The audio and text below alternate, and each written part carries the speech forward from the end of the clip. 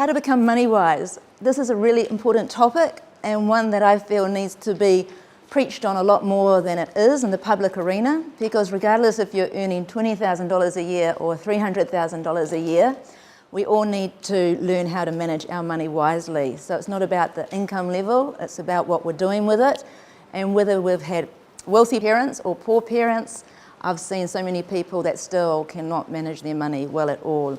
So it's an important topic because money, they say, is the biggest stress in life. It's not the mother-in-law, it's actually money. It causes a lot of havoc in relationships when it's not managed well. And today, because we live in such a fast-paced lifestyle and we're also busy, it's one area that often gets neglected to actually relook at things and to check if our insurances are adequate to what we're wanting, or if we're actually doing things wisely, and also just where is our money going. I'll just quickly tell you a little bit about myself. I've been helping people with personal finances for 11 years now. I've come through the budget world and I've come through the bank as a personal money coach. My business now is called Vision Coach, and it's a solution-focused business. It's based on strategic intervention planning, and the 4 areas I cover are wealth management coaching, which is financial freedom, teaching people to manage their money skillfully and well. Time management coaching, which is setting goals to work smarter, to improve productivity. Priority coaching is how to have a healthier work-life balance, prioritizing your values and your needs. And then we have dilemma coaching, which is good when you're stuck or at a crossroad. So it's just transitional and negotiating life. So they're the 4 areas that I deal with. The reason I love coaching is because being in the bank and being in the budget service, people just weren't making sustainable change. I was getting frustrated with them because they'd majority wanted to be rescued and didn't want to actually fix things. So when I discovered what life coaching could do, I decided to train with the Neuro Leadership Group up in Auckland due to the powerful questioning techniques they teach us. And you actually, just the results are phenomenal. So I decided to quit my job because I thought, I needed to equip and challenge people. I was just getting too frustrated where I was. So I stepped out and went out on my own. And I really do enjoy it, so it's good. So I've been married for 26 years, and the reason I like money coaching is because my husband, dare I say, was hopeless with money. I got married when I was 21, and I was shocked. I actually did not realize people were like that.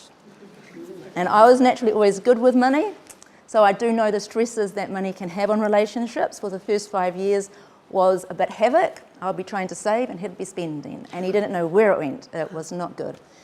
And the reason he changed, I'll mention later, because it takes desire and a strong will to change. You have to have a reason to change, otherwise you won't. Emergencies in life, hiccups will happen, it's natural. Life never goes smoothly, as we know. The washing machine will break down, things will happen. Brian Tracy, a business guru, says that success is based on how quick and how well you recover from failures and setbacks.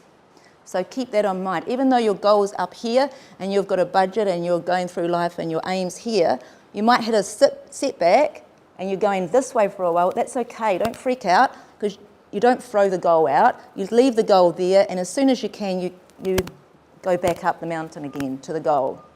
A lot of people just freak out and say the budget didn't work and close the book and that's the end, and they carry on as always. Don't. And of course, discipline. You need to be focused, and you need to just stay on track and discipline, because that nice Apple Watch or that nice dress in the shop might look really tempting, but those short-term splurges, unless they're in the budget and you're going to give yourself a reward for doing so well, they will set you back in the long term. Most people do what is easy rather than what is necessary for long-term change. The law of less resistance says that many people do what is fun and easy rather than what is necessary for lasting success. The New Zealand Institute of Economic Research, last year I read somewhere, said that New Zealand has an ever worsening savings crisis which will lead to inadequate income in retirement years. So even if, and it showed on a graph that we had a 23% decline in savings in the last 20 years, that was last year. So even if you don't think you've got a goal, there's nothing that you want to be saving for, we all need to be aiming towards financial independence for whenever it is we're going to retire, be it 65 or 70. Because the super, that $500, or roughly $500 and something a week for 2 people, or $300 and something for one is not enough. And at the bank, I had 101 clients that had total money control over their income. About 20% were on the super, and I've seen it, it's a struggle. You need to have money from elsewhere that you're drawing on, whether it's from family inheritance would be great, or whether it's from shares or gold or investments and property you've bought. You need to have money somewhere to be drawing on. Otherwise, you're going to be living a minimalistic life, which is fine, but if you've got debt as well, or you've got rent that you're paying, it's a very big struggle. Let's say you know your priorities, you know your needs and wants, and you've got this fabulous budget, and you're going to really be determined, and you've made a decision. Why is it that some people still fail? This is the biggest problem, and this is the hardest, well, the challenging one to solve, but it can be solved. And that is because 80% of success is psychological. 20% is the doing. The actual training and the doing of the budget is the fun and easy part. It's the head stuff that needs dealing with. Our wrong beliefs and our attitudes about money is what's not helping us get ahead. The way we think, the way we perceive money, our thoughts, that inner critic, that voice that goes on unknowingly, because it happens at a subconscious level, but it affects the way we deal with money, it affects the way we manage money, it affects our ability to attract and earn money, and it also affects our ability to keep money. And I've seen that a lot too. Like you've given someone a great budget, and then as soon as they reach $200 or $500, it's gone. So usually it's also because they haven't got a goal or a reason to be saving, which is a hindrance. You need a reason, like I said earlier. The desire has to be strong enough to make it sustainable. But also you've got to be aware of that voice, and you've got to have tools and strategies to get rid of it and to believe in yourself that you can do well. You may have heard it said that if you want to make $1 million, copy someone who did make $1 million. But the truth is, if you actually want to get the same results as someone who made $1 million, you can't just copy their actions. You need to know and copy their beliefs, because that is why they've done what they've done. So the dictionary definition of belief is cognitive content held as truth, and this gets lodged into your subconscious brain, and then that belief is what affects our feelings, and then it drives our behaviours, our actions, which gives us the results we end up with money. So it's not the budget, it's often not your income that's the problem, it's your subconscious beliefs that are affecting your income or your ability to earn and keep income and manage it well. So our beliefs come from mainly our parents, what we heard from them. Then we create our own beliefs by the way they treated us, and then some of it comes from our environment, and then we copy other people's beliefs and we take it on board. And there are lots of beliefs that can be going on in our heads. There's thousands. These are just some. It's just too hard. I'm not good enough. My parents weren't rich. I won't be rich. Money is the root of all evil. Rich people are greedy. As soon as I've got money, I always spend it. You've got all these things that are happening subconsciously.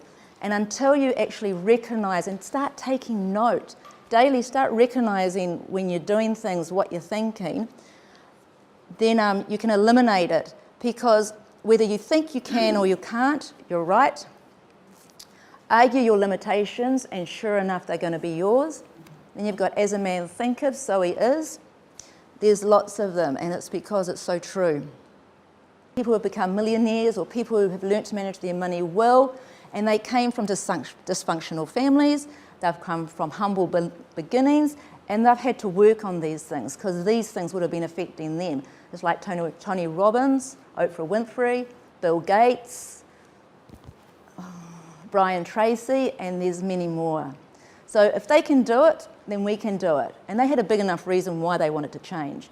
It's not just magic, it doesn't just happen, it takes work. Solutions, apart from what we've said, hang and connect with positive people, people who are wanting to achieve well with their money or with their life, because when you hang with negative people too long, it drains you. If they've been the victim, all those sort of things, they affect the way you think, the way you talk, and what you actually end up believing in for yourself also. Like I said, learn from those who manage their money well, but also remember, take note of what they're believing, what they're saying, because if they're managing their money well, they're not thinking in their head, it's never going to happen for me, because they know it's a lie. Working on having a positive attitude, confidence, it's all those taking that negative stuff and casting it out. And also, listen to motivational tapes on YouTube. There's so much on the internet nowadays to spur you on. Get educated. There's books, Rich Dad, Poor Dad, The Richest Man in Babylon, I Will Teach You How to Be Rich. Those 3 are really good books, and I'm sure there's lots of others books also. Get help. Get yourself a mentor, a buddy. Accountability is huge. Get yourself a coach, because being accountable to someone powers you towards your goal, because they're going to be asking how you're doing and challenging you. And like I said, being grateful kills having a victim mentality. It helps you to take a better perspective of life rather than just focusing on the negative things. And they say now also that gratitude is a very powerful tool for personal transformation. And research shows that if you keep a gratitude journal for 3 weeks, it increases your satisfaction of life by 25%. So I'll give you the challenge, keep a gratitude journal. Just think about 3 things every day you can be grateful for. It can be the wind in my hair. It doesn't have to be huge. It can be I woke up this morning, and just focus on those for 3 weeks and see what outcome you get. So again, it's knowing your priorities. What do you want out of life? It's all really good. And for my husband, the reason he changed and managed to stick with a budget, or allow me to create a budget and give him an allowance, that's the way it worked for us, was because his priority was his kids. He wanted to be able to give them something later on. He wanted to be able to pay for their university or further tertiary education, because being Italian, that was his goal. He didn't want them to have debt. And that was a big thing for him. So there's no right or wrong. It's just whatever it is for you that's going to enable you to do the work, to change. It's not rocket science. It hasn't changed since day dot. Spend less than you earn. It's simple. Budget, to manage your money to best suit your needs. That's why you're doing it. It's a plan. It's a map. It gives you a way. And also, if you're keen to know more about this, do join my monthly newsletter. It's only a month, and there you'll get more tips in regards to money. Because like I said, there's lots to talk about money. So this is just stuff that I chose because I thought this is more important. Psychologists say that the key to success is delaying instant gratification. Instant gratification is the killer for people. And again, that's all mindset stuff and beliefs and lack of discipline and all that.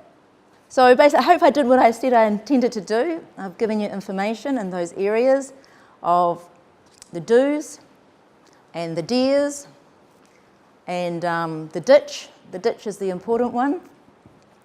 So yeah, get yourself educated, do your homework, take up the challenge of being aware of those little voices in your head.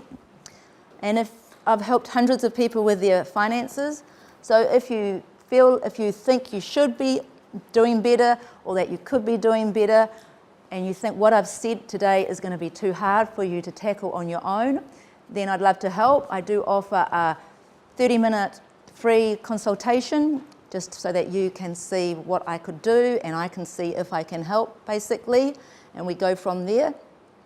I can help you discover your priorities, get some goals in place, create a budget and a spending plan, keep you accountable so that you stay on track and see it completed, and also just empower you and equip you so that you actually do succeed with your money and are feeling financially secure and then on the road with confidence to being independent later on down the track.